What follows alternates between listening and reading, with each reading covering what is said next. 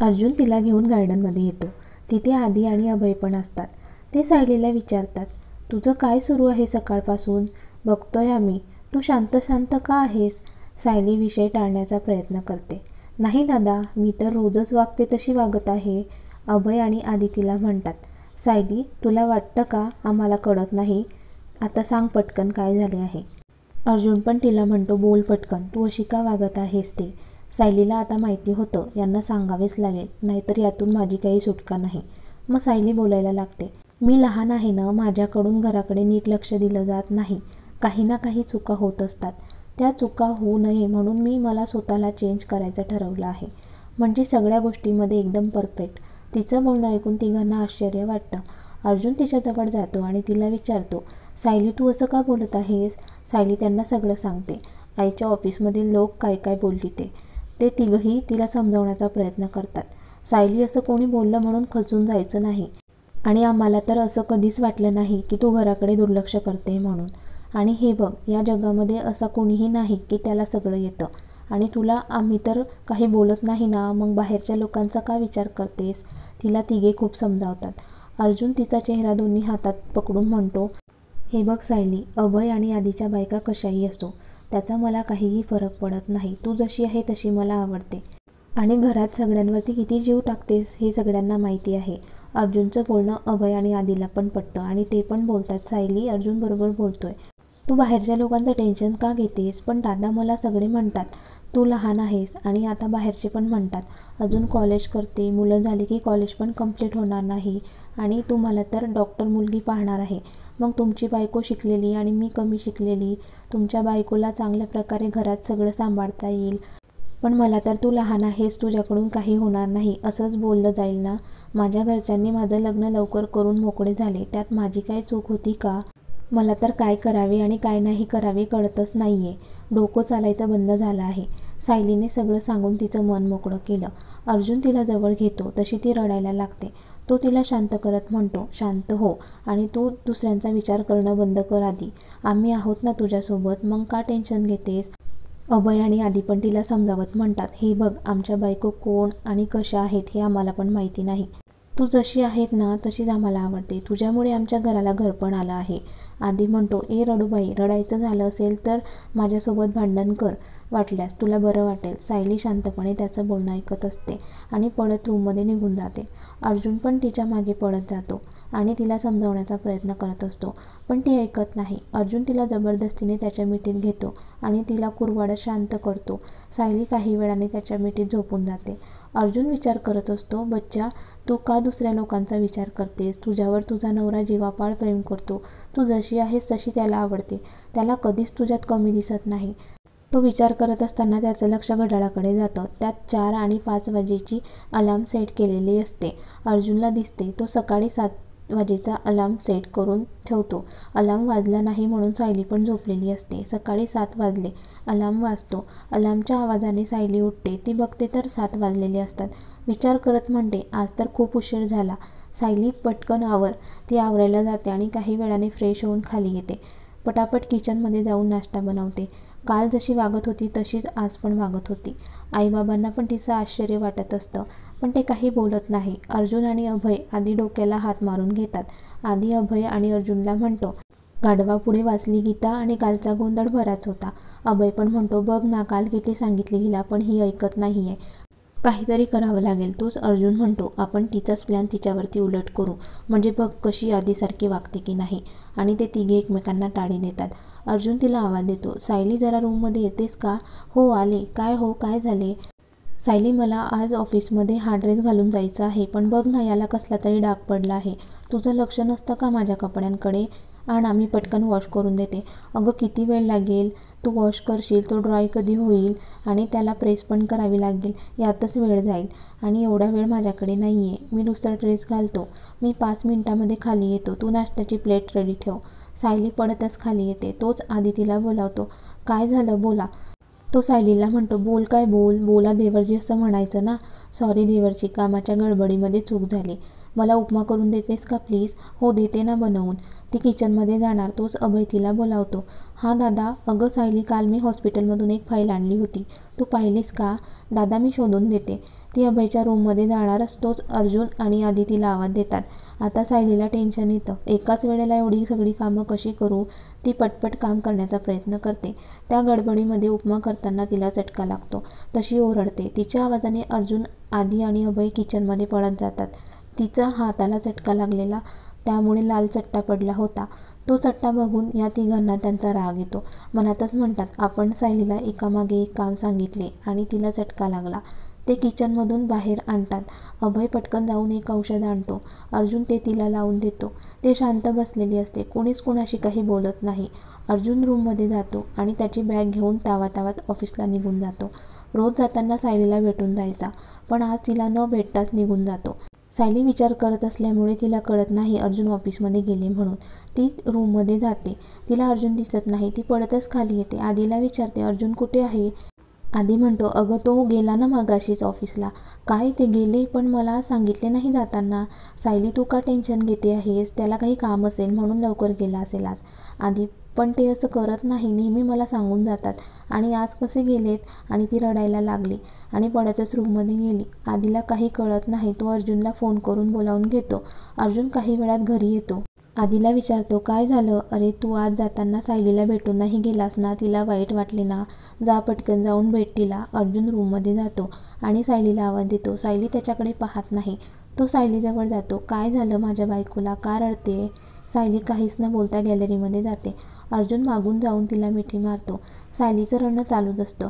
अर्जुन तिला समजावण्याचा प्रयत्न करत असतो, पण ती काही ऐकत नाही. अर्जुन, तुम्ही आज ऑफिसला जाताना मला नाही भेटलास, त्याचं वाईट वाटलं. अर्जुन तिला जवळ घेत म्हणतो, मी मुद्दाम तुला नाही भेटलो. पण का नाही भेटलात? तुला काल रात्री आम्ही तिघांनी किती समजावले, पण तू आमचं ऐकलं नाहीस आणि सकाळी उठून तुझ्या मनासारखीच वागलीस ना? अहो पण सायली, आता तरी ऐक ना गं. अहो मला बच्चा म्हणा ना, मी तुमची सुपर क्यूट बच्चा आहे ना. मग माझ्यासोबतच प्रेमाने बोला ना. मला तुमच्यापासून असं दूर नका ना करू तुम्ही. आज मला न भेटता गेलास तर मला खूप वाईट वाटलं. मी तुमचं सगळं ऐकेल ना प्लीज. मला माफ करा ना. तुम्ही सांगितलं तसं मी नक्की वागेल. सायली, नक्की ना? हो नक्की. अरे माझी लाडाची बायको, मी पण तुझ्यापासून लांब जास्त वेळ राहू नाही शकत. आणि तिला मिठीत घेतो. तिला समजावत म्हणतो, हे बघ सायली, देवाने आपल्याला काही ना काही हुशारपणा दिलेलाच असतो. त्याचा योग्य वापर करून तो सिद्ध करायचं असतं. म्हणून स्वतःला किंवा घरातील लोकांना त्रास नाही द्यायचा. या जगात जेवढे लोक आपली प्रशंसा करतात त्यापेक्षा जास्त लोक आपल्या चुका काढत असतात. म्हणून खचून न जाता स्ट्रॉंग होऊन सगळ्या लोकांना पुरे पडायचं. अर्जुनने तिला चांगल्या प्रकारे समजावलं. सायली पण त्याला सॉरी म्हटली आणि अशी चूक पुन्हा नाही होणार. दोघी पण एकमेकांना घट्ट मिठी मारतात. तिला आनंदी बघून अर्जुन म्हणतो, आता कशी क्यूट दिसते माझी बायको. अर्जुन, आपण सगळ्यांनी बाहेर जायचं का? हो नक्की. आता माझी बायको आनंदी आहे तर नक्की प्लॅन करू. पण आता मला ऑफिसला जायचं आहे. हो जा. अर्जुनने तिला जवळ घेतलं आणि तिच्या ओठांवर ओठ टेकवतो आणि तिला किस करू लागतो. काही वेळाने बाजूला होतात. अर्जुन ऑफिसला निघून जातो. सायलीला पण खूप रिलॅक्स वाटतं. संध्याकाळी सगळे ऑफिसवरून घरी येतात. ती सगळ्यांना बाहेर जाण्यासाठी विचारत असते, कारण 2 दिवसानंतर अभयदाचा बड्डे असतो. त्यासाठी सगळे बाहेर जाऊन शॉपिंग करूया ना. सगळे तयार असतात बाहेर जाण्यासाठी. आई बाबा तिला म्हणतात, आज सायली खूप हॅपी आहे वाटतं. हो, मी खूप आनंदी आहे. नाहीतर 2 दिवस झाले तुला काय झालं होतं? अशी सुतक झाल्यासारखी का वागत होतीस? तू अशी हसताना घरात वावरते ना, ते खूप छान वाटतं सायली. अशीच राहत जा. आई बाबा तिला बोलतात. त्यांचं बोलणं ऐकून सायलीला पण बरं वाटतं आणि ती मान हलवून हो म्हणते. ती रूममध्ये जाते, तयारी करायला लागते आणि अर्जुनला कॉल करते. बोल बायको, काय म्हणतेस? काही नाही हो, तुमची आठवण आली म्हणून कॉल केला. हो का? एवढं मिस करते का नवऱ्याला? हो, खूप मिस करते. काय झालं? आमच्या मॅडम आज चांगल्याच खुश दिसताय. हो, गोष्टच तशी आहे. ती आईबाबांचं बोलणं अर्जुनला सांगते. अगं सासू कडक जरी असली ना तरी तिच्या सुनेला समजून घेते.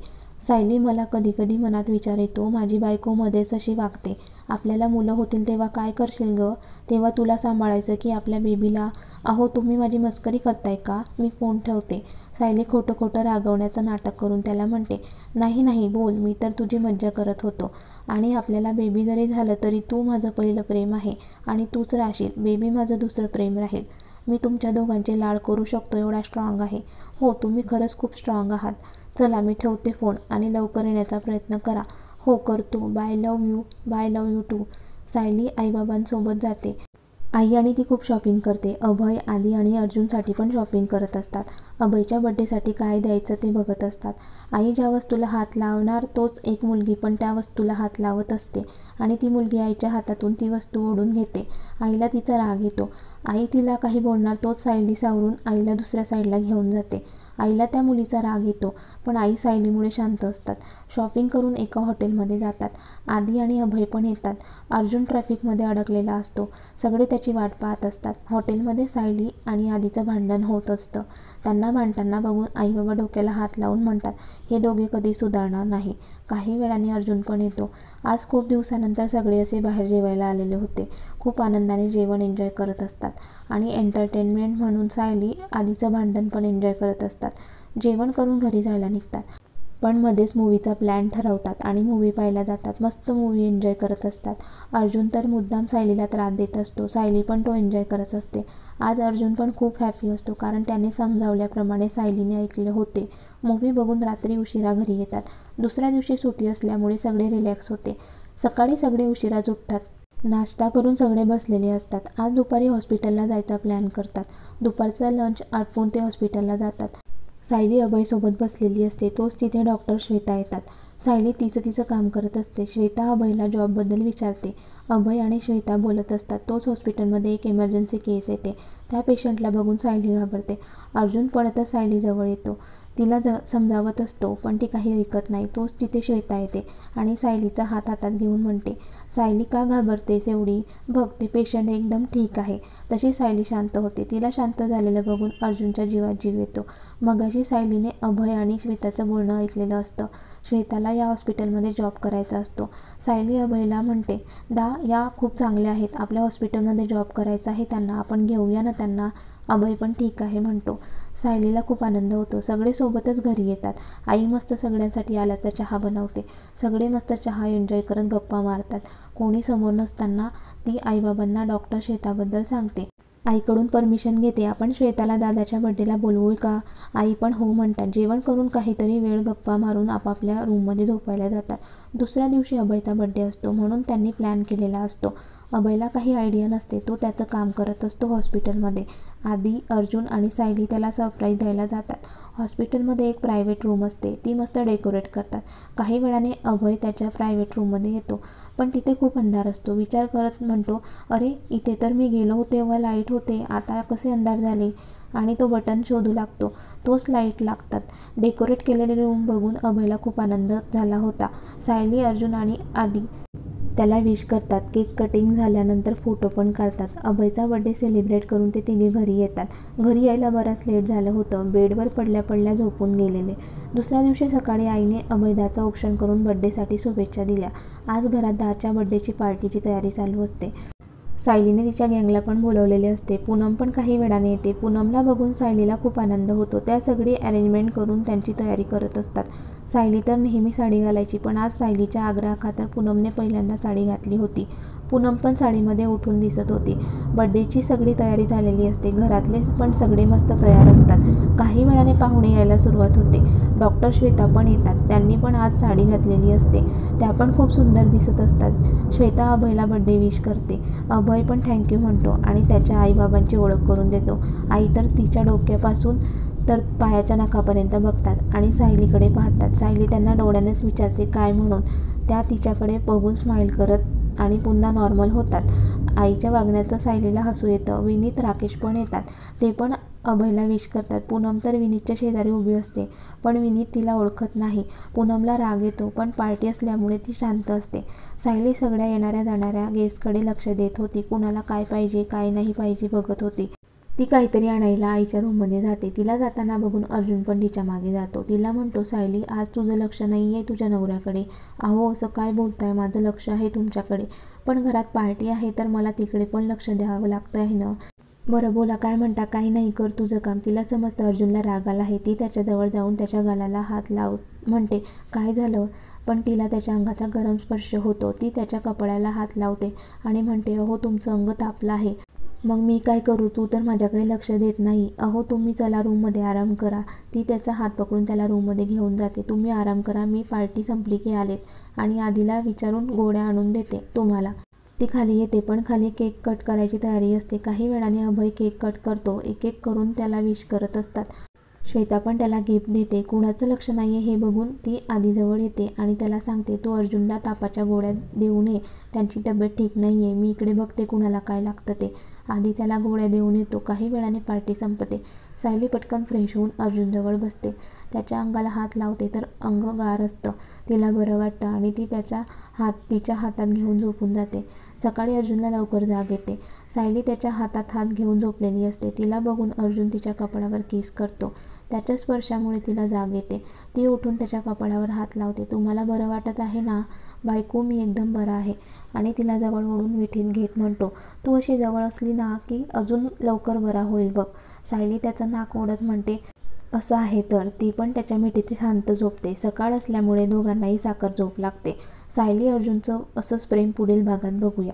कथेचा हा भाग कसा वाटला कमेंट्स करून नक्की कळवा आणि व्हिडिओला लाईक, शेअर आणि चॅनलला सबस्क्राईब करायला विसरू नका. धन्यवाद.